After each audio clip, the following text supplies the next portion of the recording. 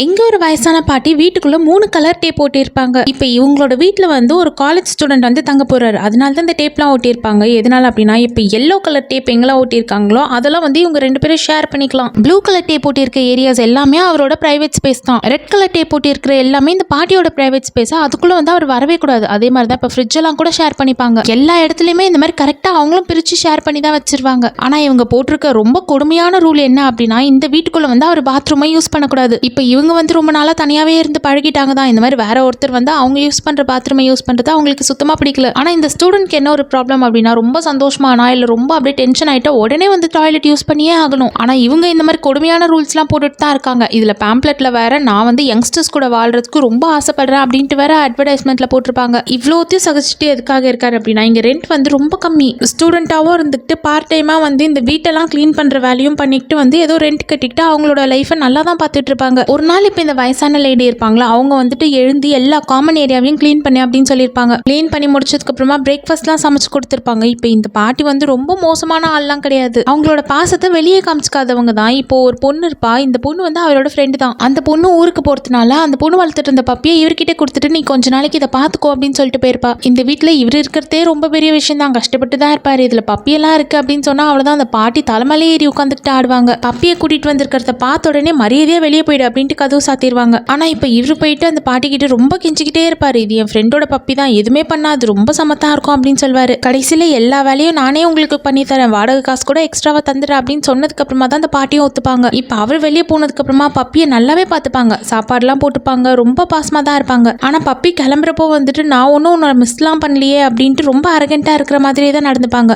இவங்க சொல்ல போனா ரொம்ப நல்லவங்க தான். ஆனா வெளியே வந்து யார்கிட்டயும் காமிச்சிக்காம தான் இருப்பாங்க. இப்ப இவங்களோட ஃப்ரெண்டு பார்க்கலான்ட்டு போயிருப்பாங்களா. அந்த ஃப்ரெண்டு உன் கூட தான் ஒரு காலேஜ் பையன் இருக்கான்ல, அவனை வந்து உன் பேரை மாதிரி பார்த்துக்கோ, ஏன் எதுக்காக வந்து நீ தனியாவே இருந்துட்டு ஃபீல் பண்ற அப்படின்னு சொல்லியிருப்பாங்க. இவ்வளோ நாள் நான் தனியா தான் இருந்தேன், எனக்கு யாரோட ஹெல்ப்பும் தேவையில்லை, நான் இனிமேலும் தனியாவே இருக்கிறேன்னு தான் சொல்லுவாங்க. ஆனா என்ன ஒரு விஷயம்னா இவ்வளோ நாளா இவங்களை புரிஞ்சுக்கிற ஒரு ஆள் கிடைக்கல. அதனாலேயே இவங்களுக்கு தனியா இருக்க மாதிரி இருந்துச்சு. ஆனா இந்த ஸ்டூடெண்ட் வந்துட்டு தான் இவங்க அவ்வளோ மோசமானவங்க இல்லை அப்படின்றதே புரிஞ்சுப்பாங்க.